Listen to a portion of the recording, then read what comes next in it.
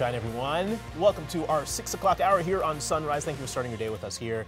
Jason and Alicia with you. Yesterday was pretty chilly outside. It was. I decided to forego the walk, and we stayed indoors. But today, Ben, folks may be going out to the polls for Super Tuesday. It's not bad.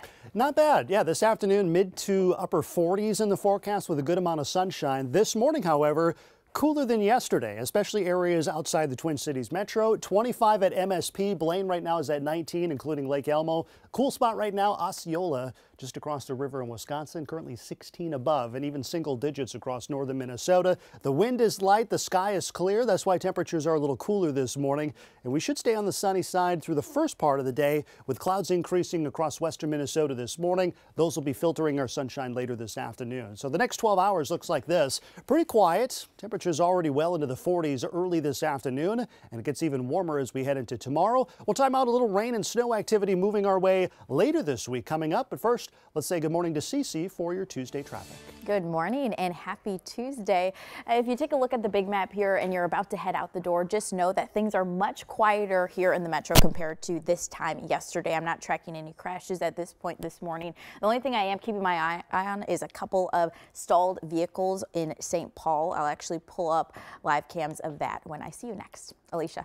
Cece will check back soon. Thank you. We are less than 1 hour away from polls opening for Super Tuesday. It is the biggest primary election day of the year. And your vote today will help decide who the top 2 presidential nominees will be on the November ballot. So take a look here. Minnesota is one of 16 states and 1 territory with primaries today, with thousands of delegates on both sides at stake. Michelle is live with more information on how to cast your vote today. Michelle.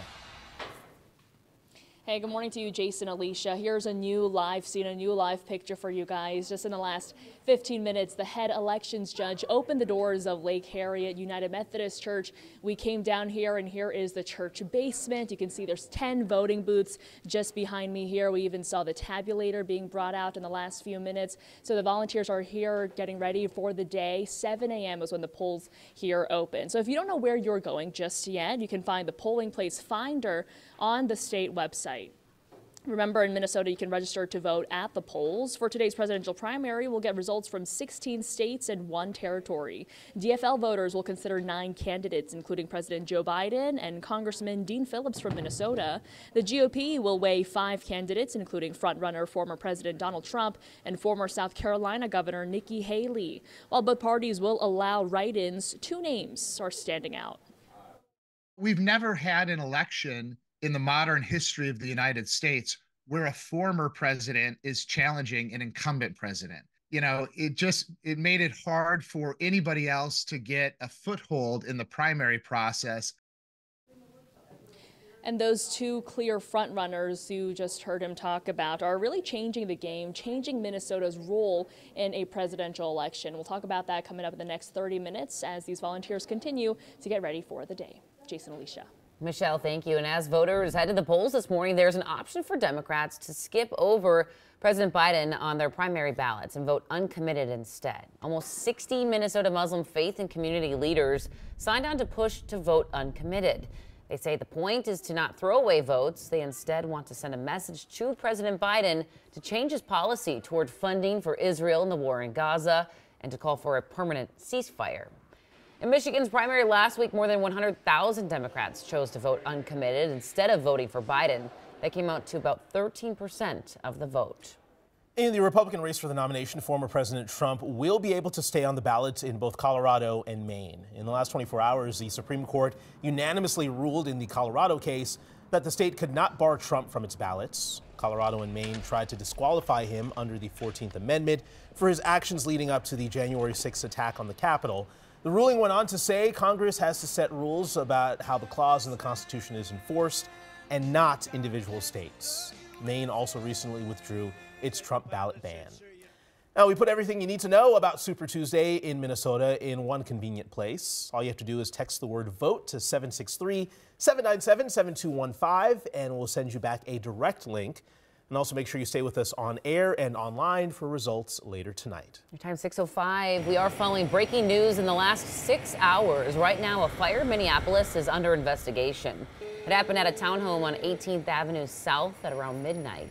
The Red Cross is helping 1 adult and 2 kids who live there. Fire crews say 2 people were evaluated on scene for smoke inhalation and are doing okay this morning. In 2 hours, nearly 1,000 union nursing home workers will begin a one-day strike outside of a dozen facilities across the metro. Many of them are represented by SEIU Healthcare Minnesota and Iowa. This morning, they're pushing for a $25 minimum wage, safe staffing, and retirement security. This comes as thousands of janitors with SEIU Local 26 begin day 2 of their 3-day strike in the Twin Cities over wages and pensions. My youngest is 15. He's in the high school, and he has a lot of things he needs. My salary is not enough. Their strike is part of a week of action. SEIU Local 26 says more than 10,000 of its members have authorized strikes in recent months, though some have settled contracts with their employers. This morning, hundreds of public works employees in Minneapolis have reached a historic new contract. It includes a nearly 30% wage increase over the next 3 years. That's the largest wage increase in the history of their union. The contract also includes safety protections and greater union rights. We are now less than a week away from when thousands of St. Paul teachers could walk off the job. And this morning, the union says there's still no clear path to settling. The district and teachers union spent all day yesterday in mediation after another 40 hours over the weekend. And right now, teachers are pushing for better pay to recruit new teachers and keep them around, along with more mental health support and healthcare contributions. District leaders say they are committed to avoiding a strike. Today marks 2 weeks since 3-year-old Wisconsin boy Elijah Vu went missing. And this morning, the frantic search to find him is growing. Police are now asking the public to check security camera footage for a specific car they believe is connected to his disappearance.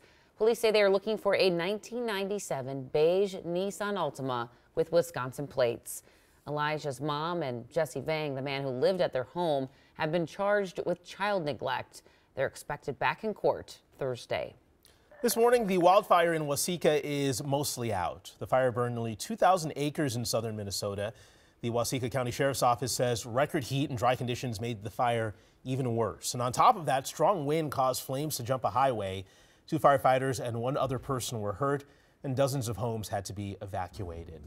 Now, Minnesota's updated its fire danger map in the last 15 hours. You can see conditions are improving dramatically thanks to low winds and a big cool down. The fire in Waseca and a big fire near Fergus Falls have quadrupled the amount of acres burned this year. With little to no snow and record warmth sticking around, experts say this could be the beginning of a long wildfire season. We received help from the U.S. Fish and Wildlife Service. They also brought some resources, some tracked vehicles. Because of the size of this fire, putting aircraft up really gave us an eye up there to have a good spotter.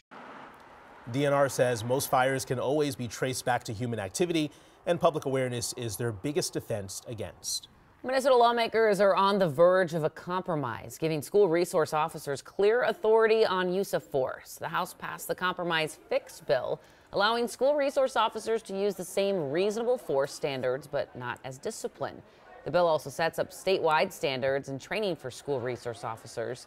It's now heading to the Senate, which could just pass the House version, or they could keep working on their own. We want to make sure our schools, our kids, and our teachers are safe. It does create a bright line as to when SROs can engage our students, and it can't be for discipline. Republican lawmakers say there's still about 40 law enforcement agencies across the state that are waiting for Governor Walz to sign this bill before they put their SROs back in schools.